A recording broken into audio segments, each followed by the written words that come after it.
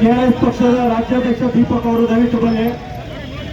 ನೋಡಿ, ಈ ಚಳವಳಿಯ ಬೆನ್ನೆಲುಬು ಅಂದ್ರೆ ನಮ್ಮ ಚಂದ್ರಶೇಖರ್ ಅವರು, ಅವರೇ ನಮ್ಮ ಬೆನ್ನೆಲುಬು. ಇದು ಒಂದು ರೀತಿ ಬಂದೂಕು ಮತ್ತೆ ಬುಲೆಟ್ ಒಂದು ಎಕ್ಸಾಂಪಲ್ ಕೊಡ್ತೀನಿ. ಈ ನಮ್ಮ ಶೈಕ್ಷಣಿಕ ಚಳವಳಿಯ ಬಂದೂಕು ಇನ್ವಾಯ್ಟ್ ಚಂದ್ರಣ್ಣವರು ಒಂದು 5-6-7-8 ತಿಂಗಳಿಂದ ಚಳವಳಿ ಶುರು ಮಾಡ್ದು. ಆಗ ಬುಲೆಟ್ ಒಂದೇ ಒಂದಿತ್ತು. ಈಗ ನಮ್ಗೆ ಸಾವಿರಾರು ಬುಲೆಟ್ ಇದೆ. ಸರ್ಕಾರ ಎಚ್ಚೆತ್ಕೊಳ್ಬೇಕು. ಕರ್ನಾಟಕ ರಾಜ್ಯದಲ್ಲಿ 45,000 ಸರ್ಕಾರಿ ಶಾಲೆ ಇದೆ. ಒಂದೇ ಒಂದು ಸರ್ಕಾರಿ ಶಾಲೆ ಬೀಗ ಹಾಕಿದ್ರೆ ದಯವಿಟ್ಟು ರಾಜ್ಯಾದ್ಯಂತ ಇದೇ ರೀತಿ ಕ್ರಾಂತಿಕಾರಿಕ ಚಳವಳಿ ಮಾಡಬೇಕು.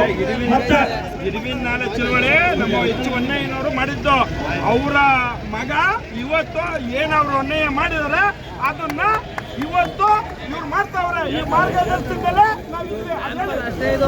ನಮ್ಮ ಇನ್ವಾಯ್ಟ್ ಚಂದ್ರಣ್ಣವರು ಮತ್ತೆ ಮಂಡ್ಯ ಜಿಲ್ಲಾ ರೈತ ಸಂಘಕ್ಕೆ ಸುಮಾರು 90 ವರ್ಷಗಳ ಇತಿಹಾಸ ಇದೆ. ಈ ಸರ್ಕಲ್ ಇಲ್ಲಿ ನಿಂತಿದೀವಲ್ಲ, ಈ ಸರ್ಕಲ್ ಇಂಡೋರ್ 1 ಅಂತ ಇರೋದು. ಬಟ್ ಈಗ ಸಂಜೆ ಸರ್ಕಲ್ ಅಂತ ನೇಮಕರಣ ಮಾಡ್ಬಿಟ್ಟದ.